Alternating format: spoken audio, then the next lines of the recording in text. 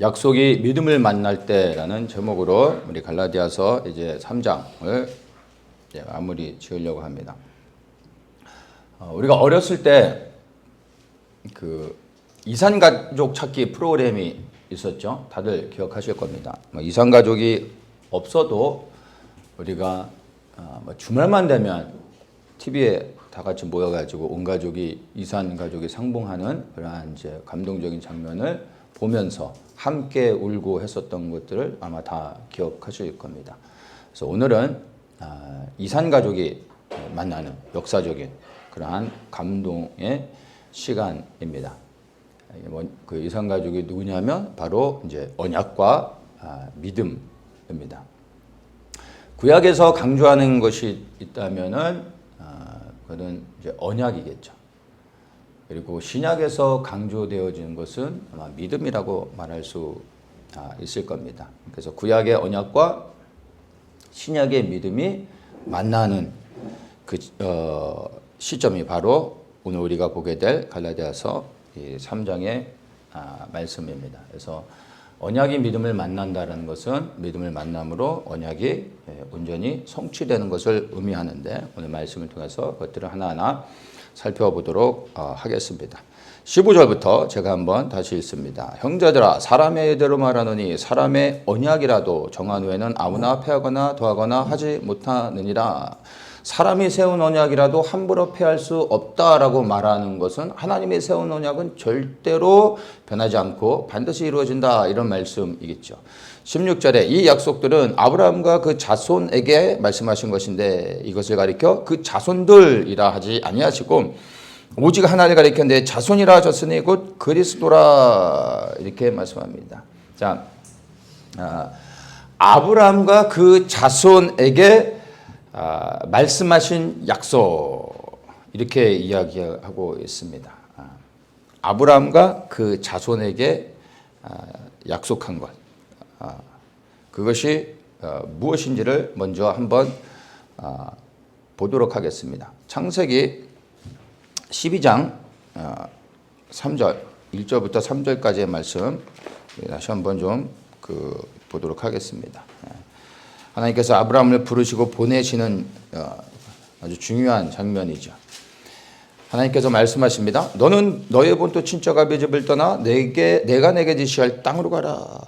내가 너로 큰 민족을 이루고 내게 복을 주어 내 이름을 창대케 하리니 너는 복의 근원이 될지라. 너를 축복한 자에겐 내가 복을 내리고 너를 저주한 자에겐 내가 저주하리니 땅의 모든 족속이 너를 인하여 복을 얻을 것이다. 이게 이제 아브라함과 그 자손에게 약속하신 겁니다. 그 약속을 여기서 정리해서 얘기하면은 너는 복의 근원이 될 것이다. 땅의 모든 족속이 너로 인하여 복을 얻을 것이다. 이것이 이제 그 언약의 내용입니다. 그러니까 이것을 정리하면 하나님께서 아브라함을 통하여 땅의 모든 족속에게 복을 주시기 위하여 그로 하여금 복의 근원이 되게 하셨던 겁니다. 이해되시죠? 그러니까 하나님의 계획은 아브라함이 복의 근원이 되는 것이 아니라 바로 땅의 모든 족속이 하나님의 축복을 받길 원하시는 겁니다. 그 일을 위하여 아브라함을 복의 근원으로 삼으신 건데 이것이 아브라함에게 약속하신 핵심적인 내용이 되는 겁니다. 근데 그 약속의 그 복이라는 것, 이 축복, 하나님이 약속하신 이 축복에 대해서 보다 더 구체적으로 이제 그 이야기를 하는 것이 17장에서 보면은 이제 나오는데 4절부터 보면 내가 너와 내 언약을 세울 것이다. 너는 열국의 아비가 된다.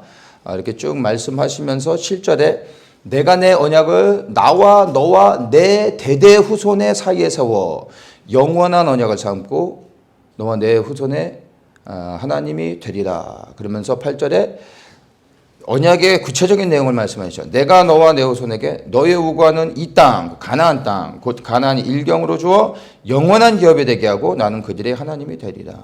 영원한 언약, 영원한 기업, 땅에 대한 약속을 이렇게 하고 있습니다. 그러니까 구체적인 하나님의 언약의 그 내용 안에 있는 복은 바로 땅을 주신다는 것이죠.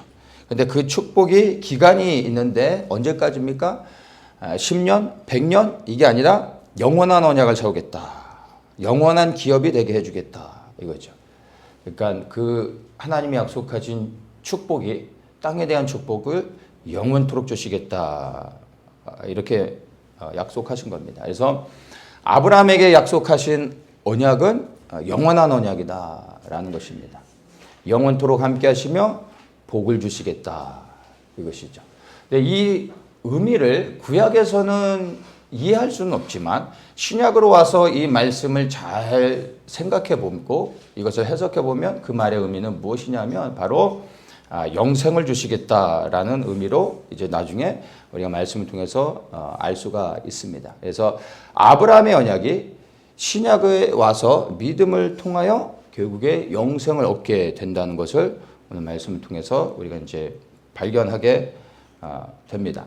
자, 그러면 여기에서 이제 그 약속의 내용들은 구체적으로 보았고, 이 아브라함에게 하신 약속이 아브라함 한 사람뿐만이 아니라 또한 그 자손이라고 말씀하고 있는 겁니다. 우리는 흔히 하나님과 아브라함이 언약하셨고 그 언약의 그 대상은 아브라함으로만 생각하는데 그렇지 않습니다. 아브라함과 그 자손이라고 말씀하고 있습니다. 그 자손이 누굽니까? 오늘 이 갈라디아서 3장 16절에서 이것을 뭐 수고하지 않아도 너무나 명쾌하게 말씀을 통해서 이야기해 주시고 있습니다. 내 자손이라 하셨으니 곧 그리스도라. 그래서 아브라함과 그 자손이라고 말할 때에 이 자손은 아브라함의 혈통적 후손을 이야기하는 것이 아니라 바로 예수 그리스도다라고 너무나 명확하게 설명해 주고 있습니다.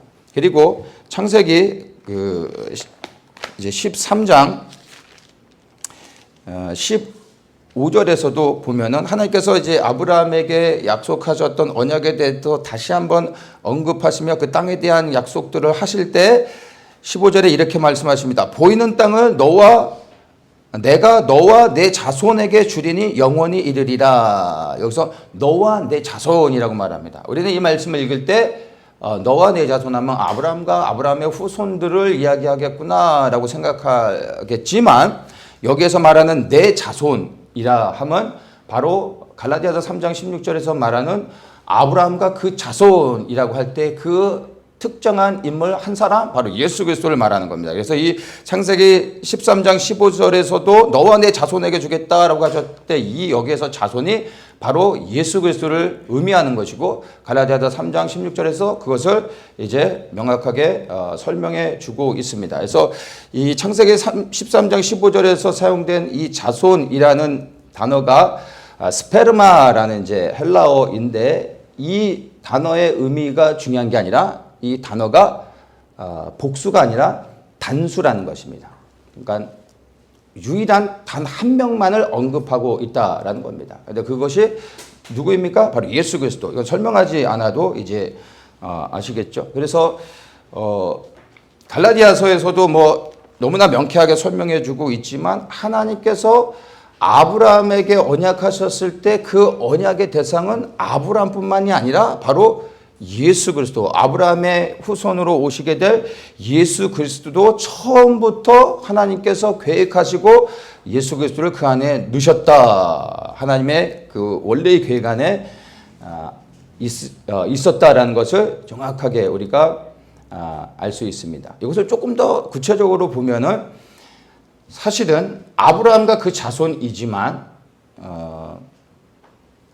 예수 그리스도를 계시하시기 위해서 예수 그리스도에게 그 언약을 주시기 위해서 아브라함을 통로가 되게 하셨던 것입니다. 그래서 아브라함과 먼저 언약을 하셨지만 아브라함을 생각하고 하신 것이 아니라 아브라함을 통하여 오실 예수 그리스도에게 이 언약을 성취하게 하기 위하여 아브라함은 통로가 됐던 것입니다. 그래서 우리가 하나님께서 아브라함과 맺은 언약을 생각할 때 아브라함을 보면 안 되고 아브라함을 통하여 오실 메시아 예수 그리스도를 우리가 볼 수 있어야 되는 것입니다. 근데 중요한 것은 하나님께서 아브라함과 그 자손이라 말씀하셨기 때문에 이 언약의 첫 번째 대상은 아브라함이고요. 그리고 예수 그리스도. 그래서 우리는 이 두 대상을, 언약의 두 대상을 기억을 해야 됩니다. 근데 여기서 아브라함과 그 자손이라고 말할 때 아브라함이라 말하면 아브라함과 그의 혈통적 후손들을 의미하는 겁니다.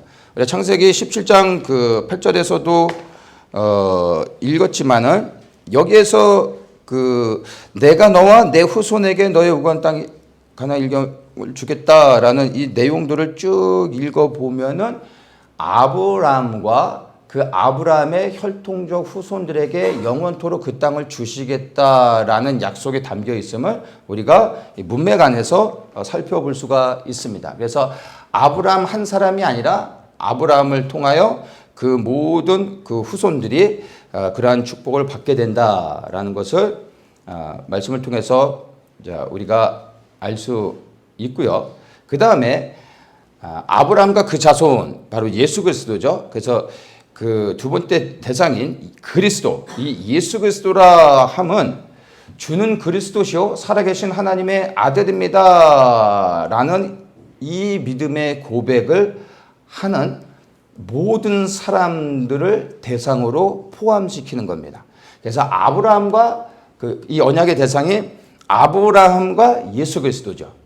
그래서 이 두 사람이 아니라 아브라함의 혈통적 후손들과 그리고 예수를 그리스도를 믿는 모든 사람들, 믿음의 사람들이 바로 이 약속의 수혜를 받는 대상들이 된다라는 것을 우리가 함께 이해를 해야 됩니다. 그래서 26절에 너희가 다 믿음으로 말미암아 그리스도 예수 안에서 하나님의 아들이 되었다.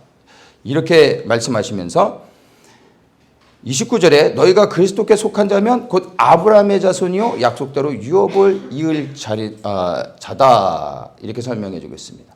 그래서 우리가 예수님을 믿으면 영적인 아브라함의 후손이 되어서 약속의 유업을 함께 받게 된다.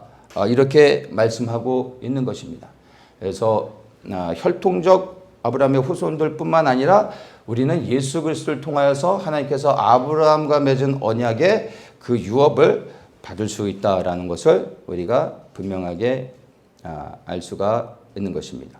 자, 그렇다면은 우리가 예수 그리스도를 통하여 그 아브라함의 언약의 축복을 받을 수 있다라는 것은 복음을 통해서 우리가 잘 아는 내용인데, 그렇다면 아브라함의 혈통적 후손들인 유대인들은 과연 아브라함의 후손이라는 이유 하나만으로 그들은 거저 이 하나님의 유업의 복을 받을 수 있는 것입니까?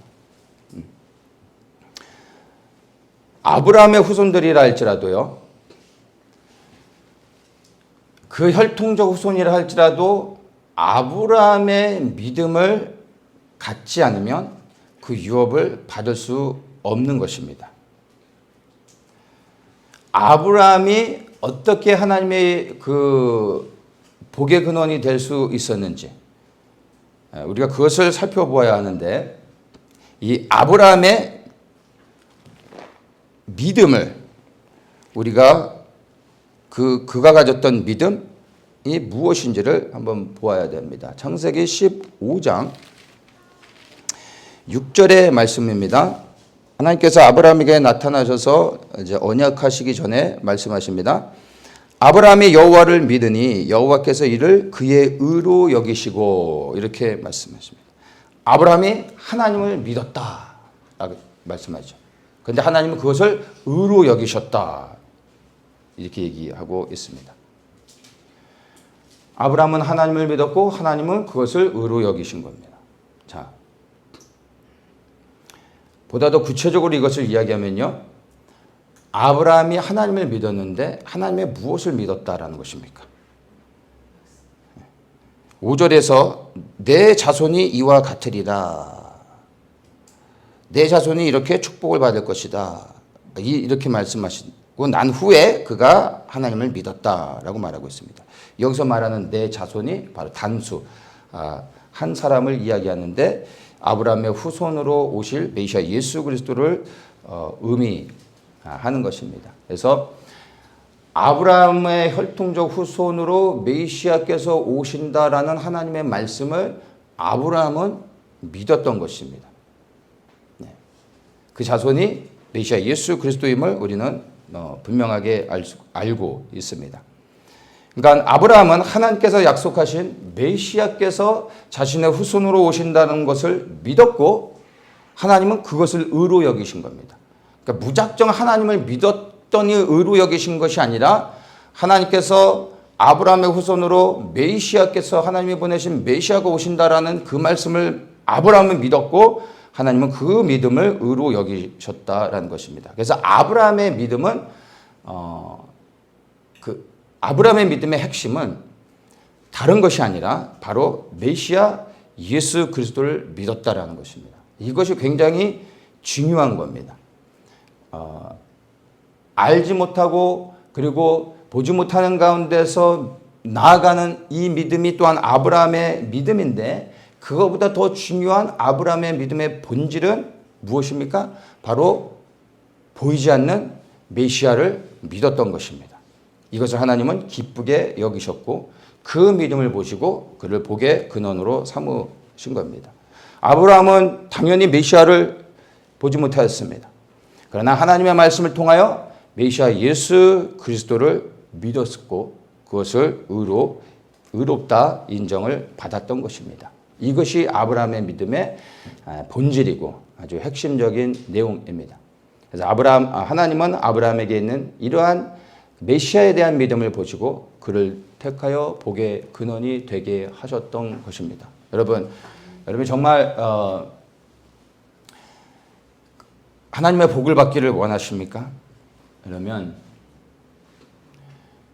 헌금을 많이 하고 교회에서 열심히 봉사하고 기도를 많이 하고 여러분이 어떤 행위적인 것으로 하나님의 복을 받을 수 있는 것이 아니라 여러분이 정말 하나님의 복을 받고 싶다면 오늘 이 말씀 안에서 우리가 발견할 수 있습니다.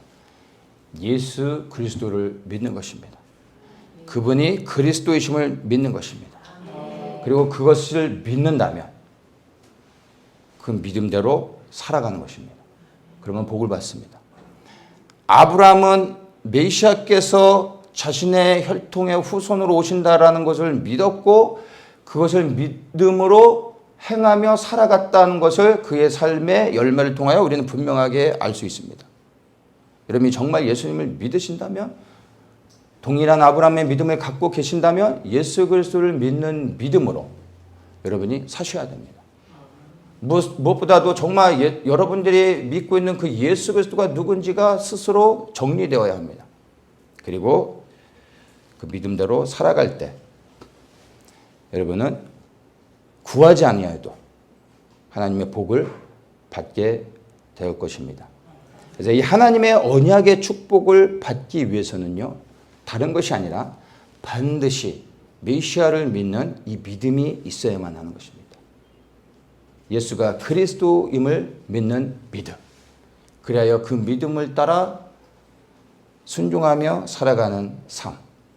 네, 이것입니다.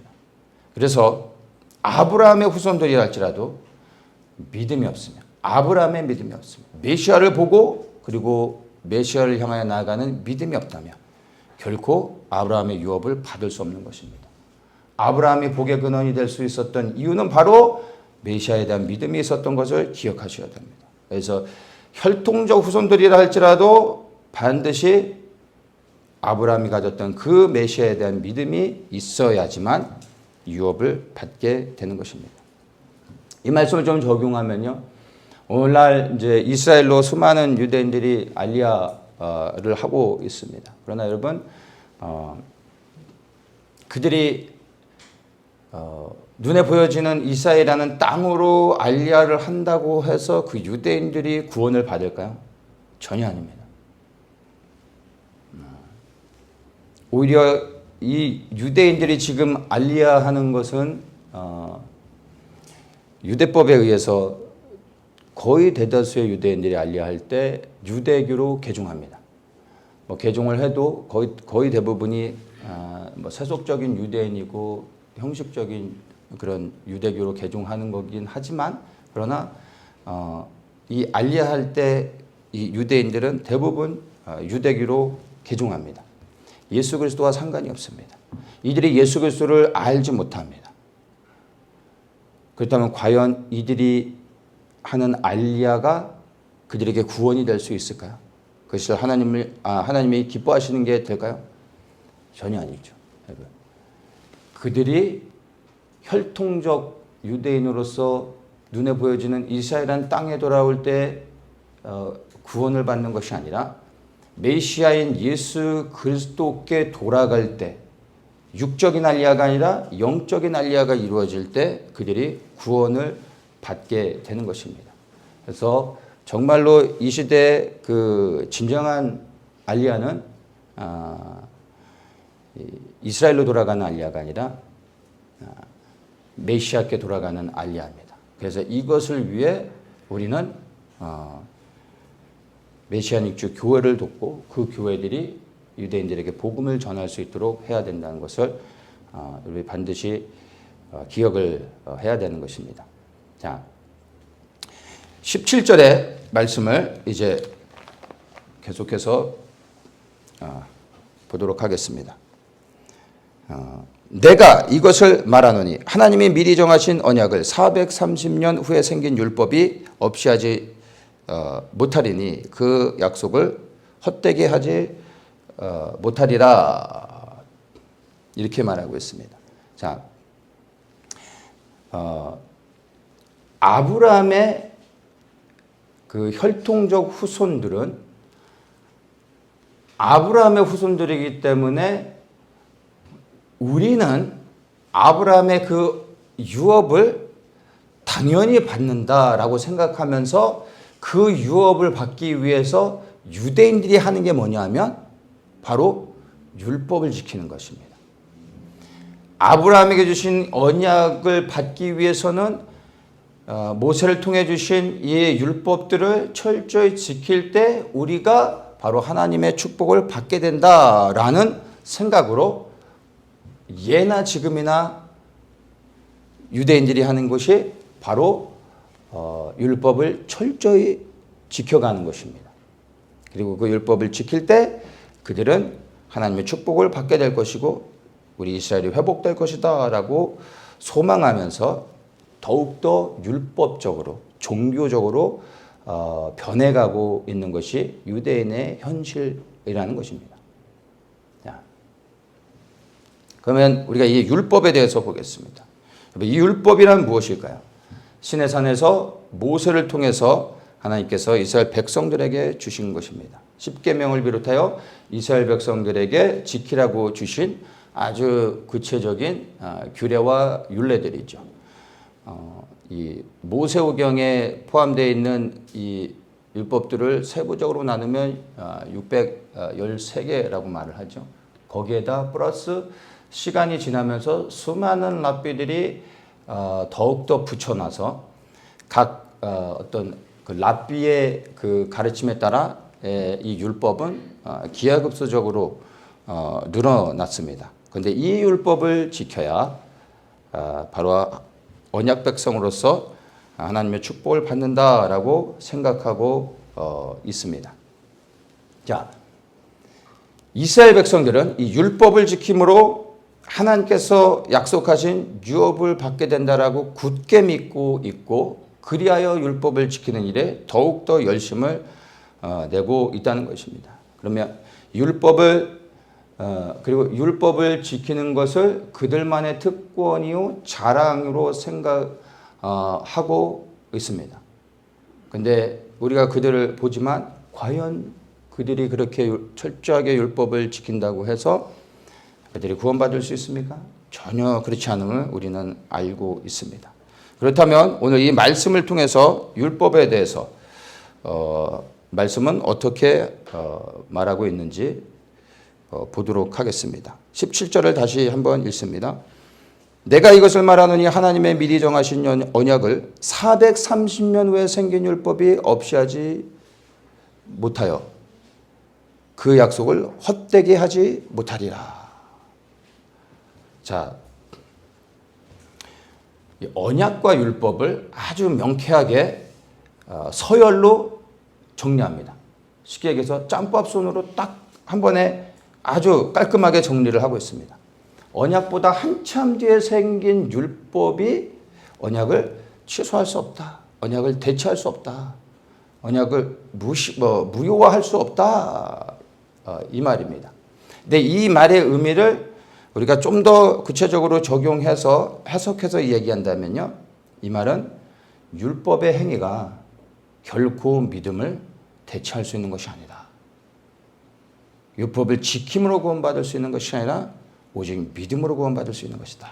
이렇게 말해주고 있는 것입니다. 이 말씀이 정말 저와 우리 모든 성도님들에게 레마로 임하고 이것이 깨달아지고 그래서 율법에 혹시라도 묶여 있는 분들이 정말 자유를 얻을 수 있기를 축복합니다. 18절에 보면요. 만일 그 유업이 율법에서 난 것이면 약속에서 난 것이 아니라 그러나 하나님의 약속으로 말미암아 아브라함에게 은혜로 주신 것이다. 이렇게 말씀하고 있습니다. 하나님의 유업은 약속으로 말미암아 은혜로 주셨다. 하나님의 유업은 은혜로 주셨다. 그런데 무엇을 통하여? 바로 그 약속으로 말미암아 이렇게 얘기합니다. 자, 이것을 이렇게 좀 다시 좀 보면은 하나님의 유업이라 말하면 신약으로 와서 그 하나님의 유업이 무엇으로 풀어집니까? 결국 우리가 믿음으로 받는 영생을 이야기하는 거예요. 영생. 하나님의 유업은 땅에 대한 것이 아니라 눈에 보여지는 그런 땅에 대한 것이 아니라 바로 영원한 생명을 이야기하는 겁니다. 그리고 이 약속은요. 그 안을 깊이 들여다보면 아브라함이 붙잡았던 그 약속 안에 믿음이 있었습니다. 무엇에 대한 믿음이요? 메시아에 대한 믿음. 예. 그래서 이 약속은 믿음입니다. 근데 이것이 은혜로 주신 것이라는 겁니다. 그래서 영생은 믿음으로 인하여 받은 하나님의 은혜이다. 이렇게 말할 수 있습니다. 영생은 믿음으로 인하여 받은 하나님의 은혜. 이것을 성경의 몇 가지 말씀을 통하여 우리가 정리할 수 있습니다. 요한복음 1장 17절에 율법은 모세로 말미암아 주신 것이요 은혜와 진리는 예수 그리스도로 말미암아 온 것이다. 하나님께서 예수 그리스도를 통하여 은혜로 우리에게 주셨다. 하는 것이죠. 에베소 2장 5절에 허물로 죽은 우리를 그리스도 예수 안에서 살리셨고 너희가 은혜로 구원을 얻은 것이다. 이 구원, 우리가 은혜로 구원받은 것이 무엇입니까? 바로 예수 그리스도를 믿음으로 인하여. 이것이 바로 하나님의 은혜였다라는 것입니다. 이 말씀을 정리해서 갈라디아서 3장 26절에서 이야기하는 겁니다. 너희가 다 믿음으로 말미암아 그리스도 안에서 하나님의 아들이 되었다. 하나님의 아들이 되었다라는 것이 하나님의 유업을 받는 것이고요. 영원한 생명을 얻는 것이죠. 근데 그것이 무엇으로? 믿음으로 인하여 그리스도 안에서. 갈라디아 3장 26절에서 이것을 정리해주고 있습니다. 그래서 여러분 율법이 우리를 구원하는 것이 아니라 믿음이 우리를 구원하는 것입니다. 근데 그 믿음은 무엇입니까? 예수 그리스도인 겁니다.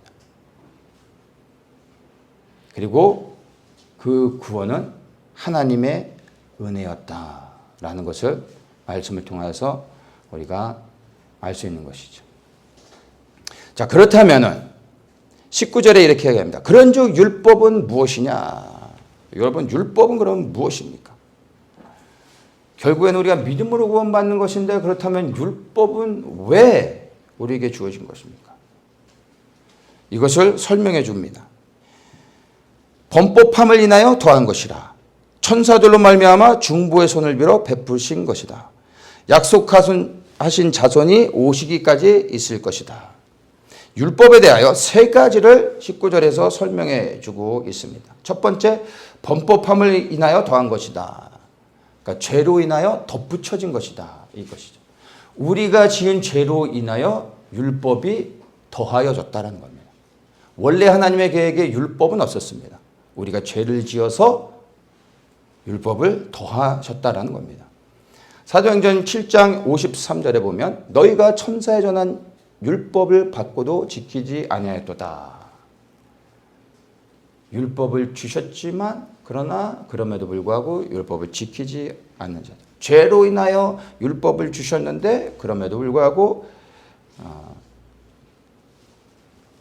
율법을 지키지 않은 죄를 짓는 우리의 모습들을 이야기해 주고 있습니다. 율법은 우리의 죄로 인하여 하나님께서 우리에게 우리를 구원하기 위해 주신 것입니다. 죄를 짓지 않았다면 율법은 결코 오지 않았을 겁니다. 우리가 죄를 졌기 때문에 우리에게 임시적으로 율법을 주셨던 것입니다.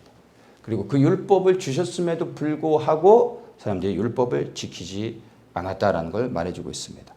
두 번째, 천사로 말미암아 이렇게 얘기하죠. 천사를 통하여 우리에게 율법을 주셨다라고 말씀하고 있는데 모세가 시내산에서 율법을 받아서 내려오죠.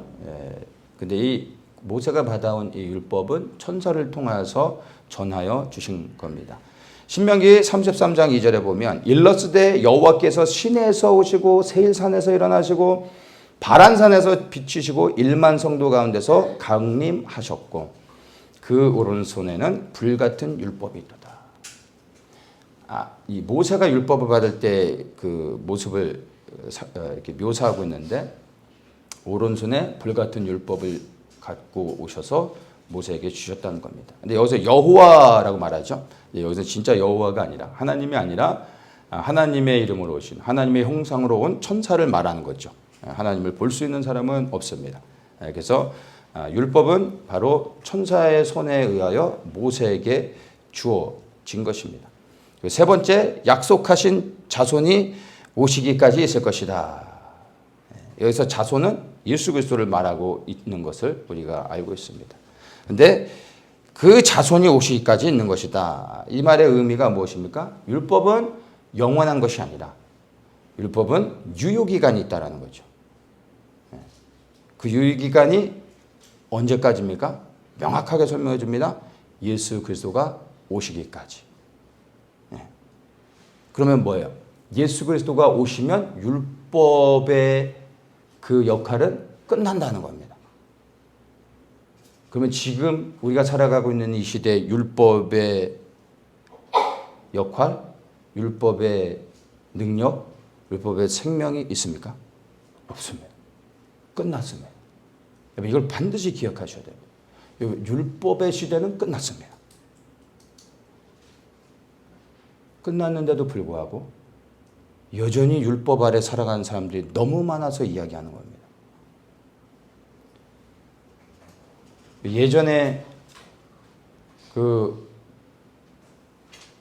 어떤 일본인이 그러니까 그 태평양 전쟁 때 어디 인도인가 어디서 혼자 이렇게 그 낙오가 돼가지고 전쟁이 끝났는데도 불구하고 뭐 80년대인가 언젠가 제 기억은 안 나는데 실제 실화예요. 이 무인도에서 혼자 태평양 전쟁이 끝났음에도 불구하고 30년 넘게 혼자 계속 일본군으로서 정탐하고 뭐 사람 배 지나가고 비행기 지나가는 거 다 기록하면서 몇십 년을 혼자서 살았어요. 그러다가 사람들에게 발견이 돼서 이 사람을 이제 전쟁 끝났다 나오라고 하는데 안 된다는 거야. 자기의 상관이 아니면 말 안 듣겠다는 거야. 그래서 살아있는 자기의 상관을 찾아가지고 이렇게 해가지고 이제 전쟁이 끝났다라는 걸 알려줘서 일본에 돌아가게 된 이런 이제 일화가 있습니다. 실화입니다. 전쟁이 끝났는데 이 사람은 혼자 30년이 넘게 무인도에서 혼자 계속 전쟁하고 있었던 겁니다. 일본 사람들이 그를 영웅으로 생각하고 막 대우했었지만 얼마나 안타까웁니까? 전쟁이 끝났는데 여전히 전쟁하고 있는 거예요. 여러분, 율법이 끝났습니다. 예수님이 오셨잖아요.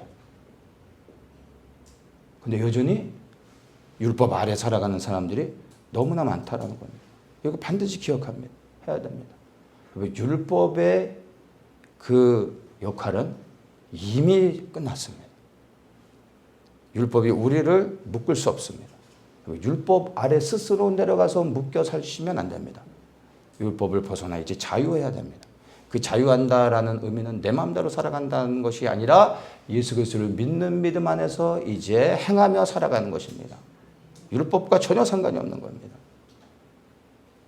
이것을 반드시 우리가 기억해야 할 것입니다. 21절에 이렇게 말합니다. 율법이 하나님의 약속을 거스르느냐? 결코 그럴 수 없느니라. 만일 능히 살게 하는 율법을 주셨다면 의가 반드시 율법으로 말미암았습니다. 만일 능히 살게 하는 율법을 주셨다면 이렇게 말하는데요.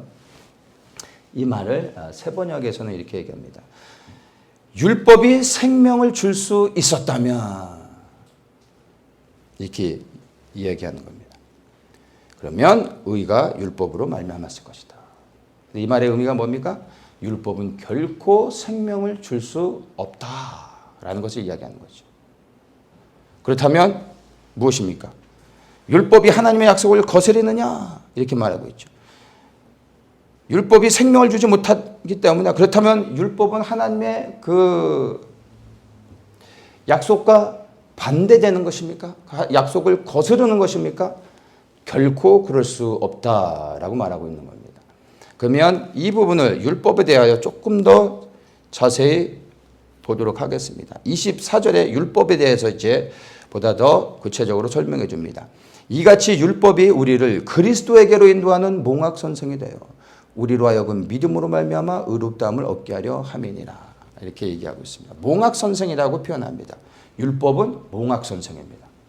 자, 이 한글 성경에서 몽학선생이라고 번역한 그 단어는 헬라어로 파이다고가스라는 단어인데 영어로는 투러, 가디안 이런 의미입니다. 그러니까 이제 이것을 다른 번역으로는 개인교사, 가정교사 이런 식으로 이제 그 번역을 하고 있는데 가정교사라고 번역을 하면 이제 가르치는 사람의 어떤 역할로 생각할 수 있게 됩니다. 그런데 여기에서 말하는 몽학선생, 이 헬라어의 의미 파이다고가스라는 이 단어는요, 정확하게 그 단어의 의미를 보면은 어린아이를 돌보는 노예를 그 지칭하는 단어입니다. 그러니까 노예입니다. 그리고 그 교사의 역할보다는 그러니까 이제 데이케어 해주는 그 어린아이를 돌봐주는 가디안의 역할에 더 가깝습니다. 그래서 로마 시대 때는 부잣집 어린아이들은 집 밖에 혼자 나가면 안 됐습니다. 부모가 반드시 함께 대동을 해야 되고 부모가 없을 때는 부모를 대신하여 그 어린아이가 가고자 하는 곳에 필요한 곳에 반드시 그 어린아이를 그 가이드해 주면서 데려가 주는 노예가 있었습니다. 바로 그 노예를 일컫는 단어가 몽학선생입니다. 그러니까 이 사람의 이 노예의 역할은 무엇이냐면 이 어린 아이가 성인이 되면은 이제 스스로 나가서 자유롭게 다닐 수 있는 겁니다.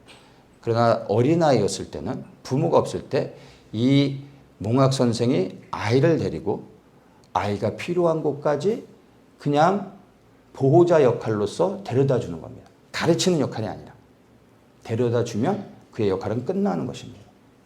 이게 몽학선생의 의미입니다. 여러분, 율법이 이와 같은 것입니다. 율법은 우리를 가르치는 게 아닙니다. 율법이 우리의 교사가 아닙니다. 율법은 잠시 동안 우리가 성장할 때까지 우리를 그리스도께로 그냥 인도해주는 역할입니다. 가이드를 조금 해주는 역할인 겁니다. 가르치는 게 아닙니다. 근데 그리스도께로 인도하고 나면 이 몽학선생의 일은 끝나는 겁니다. 그리고 이 어린아이가 믿음으로 장성하여 이제 영적인 그 성숙함을 이루면 이제 이 몽학선생은 필요가 없어지는 겁니다. 예수님은 오셨고 우리는 그리스도를 통하여 믿음을 얻었고 이 믿음이 자랄 때 우리는 더 이상 율법이 필요 없어지는 겁니다. 23절에서 이야기하죠. 믿음이 오기 전에 우리가 율법 아래 매인 바 되고 계시될 믿음의 때까지 갇혔느니라. 이게 사실인 겁니다. 믿음이 온다라는 것은 믿음의 원절이신 예수 그리스도를 말하는 거죠. 예수 그리스도가 오시기 전까지 모든 사람들은 율법 아래 매여 있었습니다. 율법의 요구를 따라 살아야 되는 것이었습니다. 그래서 동물의 희생의 제사를 매번 드려야 했던 것입니다. 언제까지요? 믿음이 오실 때까지. 예수 그리스도가 나타나실 때까지. 모든 사람은 율법 아래 묶여 있었습니다. 그러나 지금 우리는 어떠한 시대를 살아가고 있습니까? 복음의 시대, 성령의 시대, 예수가 주인된 시대를 살아가고 있습니다. 율법의 시대는 끝났습니다. 우리는 율법으로부터 이제는 자유합니다. 예수님께서도 오셔서 율법에 대하여 새롭게 정의를 내려주셨습니다. 수많은 율법들을 딱 하나로 정리하셨습니다. 그게 무엇이죠? 사랑. 율법적으로 묶여있는 사람들은요, 그 율법의 기준을 가지고 사람들을 판단합니다. 저렇게 하면 안 되고 저렇게 하면 안 되는 겁니다. 판단하고 정지하기 쉽습니다. 그렇죠? 근데 예수님께서 새롭게 주신 율법, 사랑이 모든 율법을 덮는 겁니다. 그렇죠? 근데 이 사랑이 무엇입니까? 예수 그리스도를 알고 그 그리스도의 사랑을 깊이 깨달을수록 우리는 어떻게 합니까? 율법적으로 판단하는 것이 아니라 그 사람의 연약함과 그 사람의 범죄함과 그 사람의 실수를 봄에도 불구하고 판단하고 정죄하는 것이 아니라 우리가 그를 위하여 기도하고 덮어주고 기다려주고, 맞습니까? 이게 율법과 주님께서 새롭게 주신 율법 사랑이 극명하게 달라진다는 것을 보는 겁니다. 율법적으로 살아가는 사람일수록 기록되어진, 문자적으로 기록되어진 이 단어에 묶여서 이것으로 사람들을 판단하고, 그리고 본인은 그것을 판단할 때 본인은 의롭다라는 착각 속에서 이것들을 하는 겁니다. 자기 스스로가 의롭다라고 생각하고 있기 때문에 나는 이런 것들을 지키는데 이것을 지키지 못하고 있는 수많은 사람들을 그 잣대로 보면서 판단하고 있는 것입니다. 너무나 안타깝죠. 25절을 봅니다. 믿음이 온 후로는 우리가 몽학선생 아래에 있지 아니하도다 이야기하고 있습니다. 여러분, 믿음이 왔다라는 건 예수 그리스도께서 오셨다라는 겁니다. 예수 그리스도가 우리를 자유케 하셨습니다. 이제는 정말 율법에서 벗어나 이제는 우리가 그리스도 안에 거해야 되는 것입니다. 이 사실을 믿는 것보다 더 중요한 것이 뭐냐면 예수 그리스도를 실제로 알고 경험하며 주님이 내 안에 임하셔서 성령을 통하여서 새로운 계명이신 그 사랑을 우리 안에서 풀어주실 때 이제 기록되어진 그리고 묶여져 있는 단어의 의미가 아니라 이것을 우리에게 새롭게 하시면서 우리에게 깨닫게 하시고 그것에 순종하며 살아갈 수 있게 해주시는 것입니다. 근데 정말 이 율법에서 자유하고 그리고 이제 예수 그리스도를 믿는 믿음 안에서 살아가게 되면은 여러분이 다른 것을 느낍니다. 종교적으로 율법적으로 살아가는 사람들은 그렇게 하면 할수록 너무나 힘들고 숨쉬기 어렵고 그리고 점점점 자신이 묶인다라는 것을 언젠가 깨닫습니다. 그리고 그것을 보는 사람들, 그러한 사람들을 볼 때 우리는 어떻습니까? 보는 것만으로도 정말 답답하고 뭔가 숨쉬지 못할 것 같은 것들을 느끼지 않습니까? 율법적으로 살아가는 사람들을 보면 여러분 보기에 좋습니까? 그러니까 느끼지 않습니까? 그런데 정말 진리 안에서 자유한 사람들은요. 마음대로 살아가는 것이 아니라 자유한 가운데 절제하며 그러나 더욱더 겸손한 가운데 주님의 마음으로 품고 또 주님께서 분별하게 하실 땐 분명하게 그것들을 끊어내며 진리 안에서 순종하며 성령이 주시는 감동을 따라서 그렇게 살아가는 것을 우리가 보게 되고 또한 우리가 그렇게 나아가야 되는 것을 반드시 기억해야 됩니다. 예수 그리스도께서 오셨습니다. 그 예수 그리스도가 여러분 안에 임하셔야 됩니다. 이미 오셨는데도 불구하고 아직까지도 내 안에 예수님이 내 믿음으로 내 믿음 안에 임하시지 않으면 이 말씀은 사실은 아무런 상관이 없는 것입니다. 예수님이 역사적으로 이 땅에 오셨지만 이것이 우리 개개인에게 실제가 되어져야 우리가 율법의 묶임에서 자유해질 수 있는 것입니다.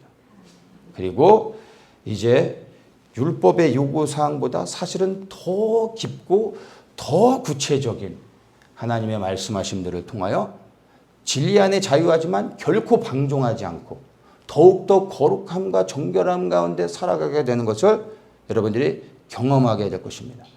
근데 이 거룩함과 정결함으로 살아가는 것이 나를 숨막히게 만드는 것이 아니라 그렇게 세상 가운데 구별되며 살아감에도 불구하고 진정한 기쁨과 자유와 감사를 누리게 되는 겁니다.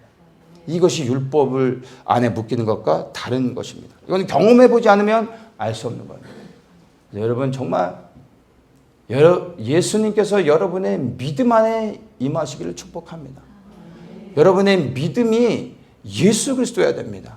여러분 무엇을 믿습니까? 여러분의 믿음의 핵심이 예수 그리스도여야 되는 겁니다. 예수님께서 내게 복 주실 건 믿습니다. 내게 성공하게 하실 건 믿습니다. 이건 믿음이 아닙니다. 예수 그리스도를 믿어야 되는 겁니다. 정말 이 예수 그리스도를 믿는 믿음이 사랑하는 우리 모든 성도님들에게 임하시길 주님의 이름으로 축원합니다. 26절에 보면 이제 너희가 다 믿음으로 말미암아 그리스도 예수 안에서 하나님의 아들이 되었다 이렇게 말합니다. 하나님의 아들이 되었다라는 것은 하나님의 약속하신 유업을 하나님 안에 있는 모든 유업을 받는다라는 것이죠. 아브라함의 유업을 받는다라는 것과 똑같은 의미입니다. 여러분 여기서 분명하게 얘기하고 있습니다. 하나님의 유업을 어떻게 받습니까? 믿음으로. 율법을 지킴으로 받는 게 아닙니다. 지킨다고 지켜지는 것도 아니죠. 우리가 그것을 알고 있습니다. 오직 예수 그리스도를 믿음으로 받는 것임을 우리는 분명하게 기억을 해야 될 것입니다. 그렇다면 율법의 역할은 무엇입니까? 왜 우리에게 율법을 주셨습니까?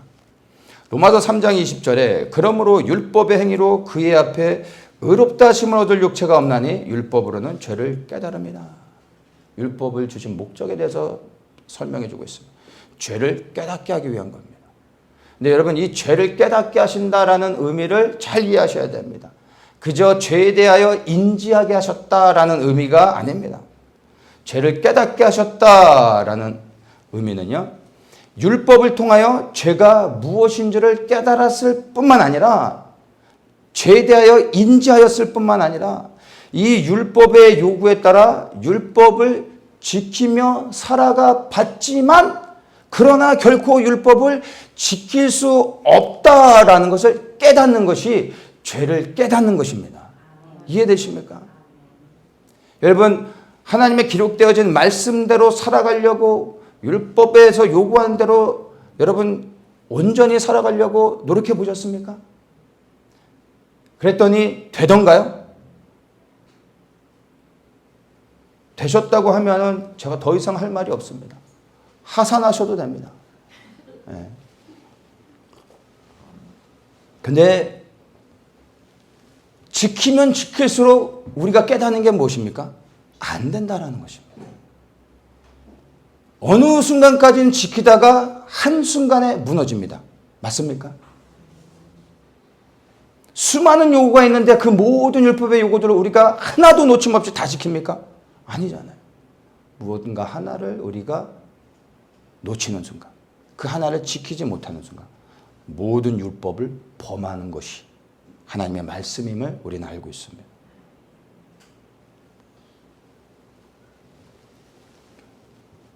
세상에는요, 자기가 죄인인 것을 알면서도 회개하지 않는 사람이 있습니다.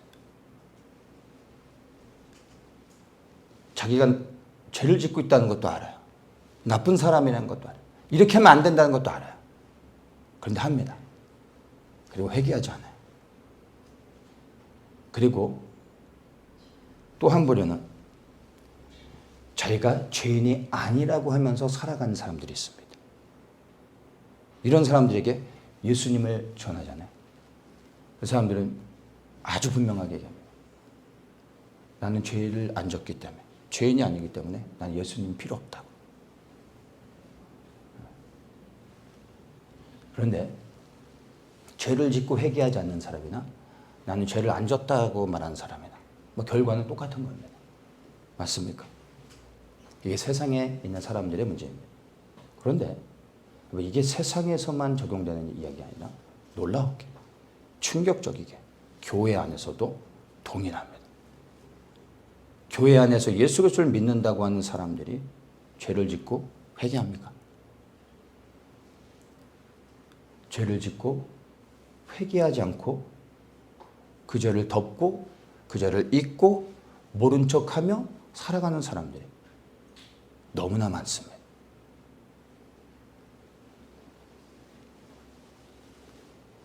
또한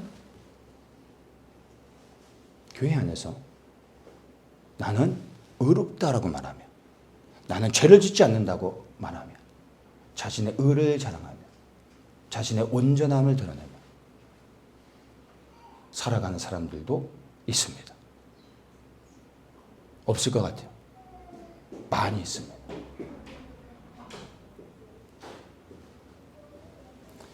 자기는 죄를 짓지 않는다고 말하는 사람은 스스로 모든 율법의 요구를 하나님의 말씀을 다 지키며 살아가고 있다라고 착각하며 살아가는 사람들이죠. 그래서 나는 의롭습니다. 날 의롭다라고 말하진 않지만 가만히 보면 자신의 의를 드러내고 그런 사람들은 그래서 자신의 기준으로 자신보다 못한 사람들, 그래서 자신의 잣대로 무엇인가 부족한 사람들을 지적합니다. 판단합니다. 정죄합니다. 이게 교회 안에 일어나는 일들인 겁니다. 주님의 은혜가 정말 필요한 사람입니다. 이건 방법이 없습니다. 제가 생각할 땐 예수님이 오셔서 말씀하셔도 이해하지 못, 깨닫지 못할 거예요. 주님의 은혜가 정말 필요한 사람들입니다. 여러분, 우리 한 사람 한 사람들이 얼마나 큰 죄인인지를 깨닫는 것은 비참한 일이 아닙니다. 하나님의 은혜입니다. 근데 여기서 끝나면 안 되겠죠. 나는 어차피 죄를 지을 수밖에 없는 인간이야. 그래서 마음대로 살아라는 것이 아니라 아무리 노력해도 온전해질 수 없고 거룩해지려고 몸부림쳐도 여전히 죄를 짓는 나 자신을 발견하면서 좌절하고 포기하라는 것이 아니라 그렇기 때문에 나는 할 수 없음을 인정하고 내가 하려고 하는 것이 아니라 하나님의 은혜를 구하며 예수 그리스도의 도우심을 구하며 성령이 나를 붙잡아 주실 수 있도록 주님 앞에 나아가야 된다는 것입니다.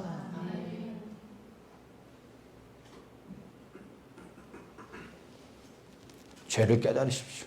우리가 얼마나 쓰레기 같은 인간들인지를 깨달으셔야 됩니다. 그리고 이 죄를 깨닫게 하신 것으로 인하여 감사하십시오. 근데 여기서 끝나시면 안 됩니다. 반드시 우리에게 예수 그리스도가 필요합니다. 그분의 도움 없이는 우리는 결코 온전해질 수 없고 결코 죄와 싸우지만 이길 수 없습니다.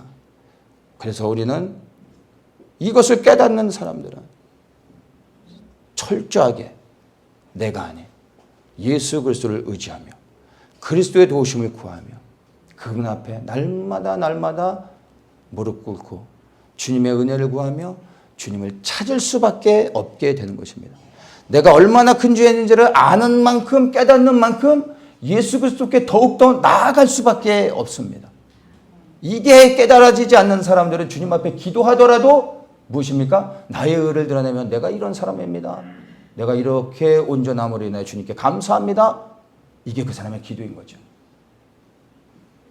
그런데 죄인임을 깨닫는 자는 주님 앞에 나아가며 머리를 숙이고 주님, 내가 죄인입니다. 나를 도와주시옵소서. 누가 하나님의 은혜를 입습니까? 누가 결국엔 죄를 이기게 됩니까? 하나님의 은혜가 임하여 그 사람을 강권하여 붙잡아 주시다. 나의 힘과 능력이 아닌 주님의 능력으로 인하여 죄를 이길 수 있는 의인된 삶을 살아가게 되는 것을 경험하게 되는 것입니다. 이 은혜를 입으시기를 주님의 이름으로 축복합니다.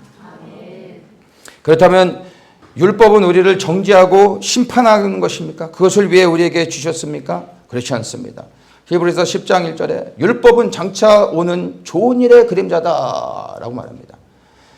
좋은 일이 아닙니다. 좋은 일을 위한 그림자다라고 하는 겁니다. 그러니까 율법을 주신 목적 자체가 율법을 통하여 우리를 저주하고 우리를 낙심되게 하고 우리로 하여금 판단하고 우리를 심판하기 위한 것이 아니라 좋은 일의 그림자로서 그 좋은 것을 바라볼 수 있도록 하기 위하여 우리에게 율법을 주셨다라는 것입니다. 12절에 오직 그리스도는 죄를 위하여 한 영원한 제사를 드리고 하나님 우편에 앉으사. 예수 그리스도께서 죄를 위하여 영원한 제사를 드렸다라는 것을 말해줍니다. 14절에 저가 한 제물로 거룩하게 된 자들을 영원히 온전케 하셨다. 이게 율법이 임시적으로 동물의 희생제사를 통하여 끊임없이 우리의 죄를 사해 주셨던 방식이었습니다. 그런데 무엇입니까? 예수님이 오셔서 단번에 영원한 제사를 드림으로 인하여 우리의 죄를 사하여 주셨습니다. 영원히 사하여 주셨다라는 것입니다. 율법은 우리가 할 수 없었던 것을 그리스도께서 단번에 끝내셨다라는 것입니다. 이것을 율법으로 깨닫게 되는 것입니다. 그리고 이것을 깨닫게 되면 더 이상 이제 우리는 율법에 매이지 아니하는 것입니다. 그래서 24절에 율법은 우리를 그리스도에게로 인도하는 몽액선생이다라고 말하고 있는데, 율법은 내가 율법을 지킬 수 없다는 것을 깨닫고 율법을 온전히 이루신 예수 그리스도를 향하도록 만들어주는 것입니다. 이해되십니까? 그것을 붙잡는 것이 아니라 그 율법이 우리의 몽학선생이 되어 어디로 인도하는 겁니까? 예수 그리스도를 향하도록 우리를 인도한다는 것입니다. 그리고 결국 우리는 몽학선생의 조금의 도움을 받아, 그 율법의 도움을 받아 누구를 향해 나아가고 바라봅니까? 예수 그리스도를 향한다라는 것입니다. 그리고 그 율법의 도움을 통하여 우리가 예수 그리스도 안에 거함으로 율법을 완성하는 겁니다. 우리가 율법을 지켜서 완성하는 것이 아니라 율법을 지키셔서 율법을 완전히 이루신 분, 예수 그리스도 맞습니까? 그분은 율법의 모든 요구들을 하나도 범하지 아니하시고 이 땅에서 완전한 인간으로 살으셨던 유일하신 분입니다. 그분이 율법을 완성하셨고 우리는 율법을 지켜서 의로워지는 것이 아니라 율법을 완성하신 예수 그리스도를 믿고 그분 안에 거함으로 인하여 율법을 완성하게 되는 겁니다. 그리스도 안에서. 이게 하나님의 은혜라는 것입니다. 율법이 바로 우리를 그리스도께로 인도하는 것입니다. 28절에 너희는 유대인이나 헬레인이나 종이나 자주자나 남자나 여자 다 그리스도 예수 안에서 하나이다. 그리스도 안에서 하나다라고 말하고 있는데 저는 이 말씀을 어떻게 보냐면은 그리스도 안에서 다 하나다라는 이 말이 유대인이나 이방인이나 오직 예수 그리스도를 통하여 구원받는다. 그리스도 외에 다른 방법은 없다라고 저는 이 말씀을 여러분들에게 설명하고 싶습니다. 여러분, 유대인도 아브라함의 언약의 후손인 유대인들도 예수 그리스도가 아니고서는 결코 구원받을 수 없습니다. 우리 이방인들도 오직 그리스도를 통하여 구원받는 것입니다. 오직 예수를 믿는 믿음으로 구원받는 것입니다. 예수 그리스도 안에서 이것이 변함이 없는 사실이라는 것입니다. 이제 29절 마지막을 봅니다. 너희가 그리스도께 속한 자면 곧 아브라함의 자손이요 약속대로 유업을 이을 자다. 아브라함은 이 하나님의 약속 안에 있는 그리스도를 믿고 복의 근원이 되었습니다. 우리도 예수 그리스도를 믿는 믿음으로 아브라함의 자손이 되어 이제 약속의 유업을 함께 받게 되었습니다. 이것이 우리에게 말해주고 있는 내용입니다. 말씀을 마칩니다. 여러분, 약속으로 시작하여 그 다음에 율법이 왔습니다. 율법이 지나 이제 믿음이신 예수 그리스도가 오셨습니다. 율법의 행위로 구원받지 않습니다. 율법을 지키려고 하기보다는 이제 믿음으로 오신 예수 그리스도, 믿음 안에 오신 예수 그리스도를 믿으십시오. 예수님의 말씀을 따라 믿음으로 행하며 살아가십시오. 그리고 이제 여러분이 정말로 무엇을 믿고 있는지 스스로를 돌아보십시오. 수십 년을 믿음 생활을 해왔는데 내 믿음의 본질은 무엇인지 여러분의 믿음을 벗겨보십시오. 그 안에 무슨 믿음이 있습니까? 땅에 대한 소망?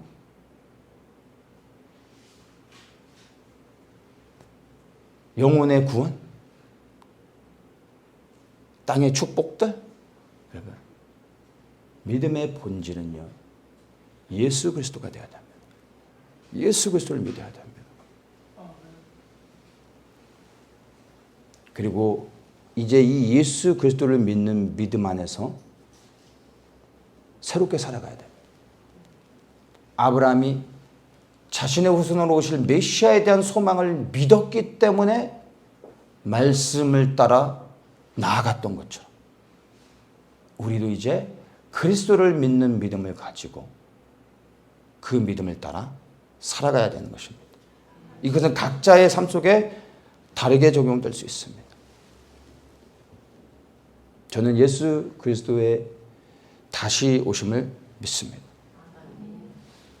그리고 그 그리스도가 오실 때 이 땅에 하나님의 나라가 이루어질 것을 저는 믿습니다. 그래서 이 믿음을 가지고 주의 오실 길을 예비하는 것이 저의 큰 소망입니다. 그리고 먼저 나아가 주님을 예비하고 그 주님을 맞이하기를 정말 원합니다.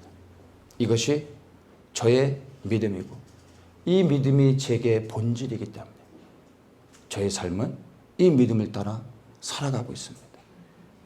여러분의 믿음 안엔 무엇이 있습니까?